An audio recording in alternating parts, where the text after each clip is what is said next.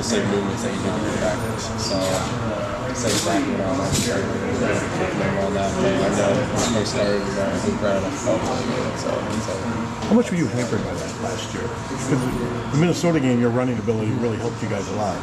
Yeah, I mean, it's tough. It's tough when you can't push off and get the explosiveness that you want. And, 1 week when you start to feel better, and then you get up the other one.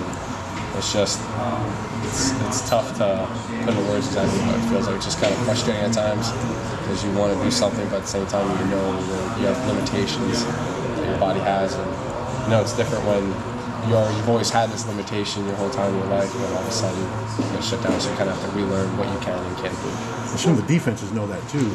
Yeah, I mean, they can tell. They can tell when you're not running as fast as you do on film. And, it's just one of those things that you have to amp up the other aspects of your game rather than the running part. How do you feel the offense has evolved now going into another year? How more comfortable are you going to be behind the center with the year? I think we've all gotten more comfortable with it.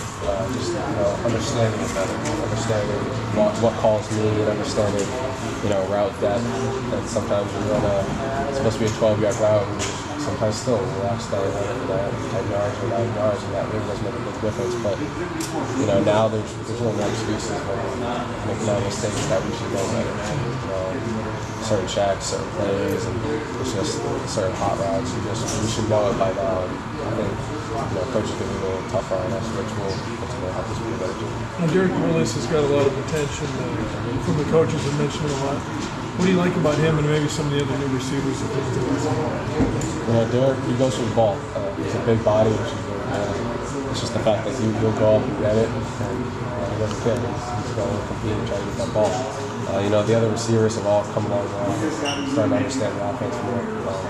When they don't get the opportunity to kind of get the ones and twos, they're not really sure of the playbook because they're kind of only scouting a lot. And, having them be able to run the plays, I think is following along a lot. Greg said he's kind of tweaked some of the offensive things. What have you noticed offensively, and how have you adapted? I mean, we're always adding certain plays, trying to figure out what our guys can do best, and that's something that I think our coach staff does a really good job of.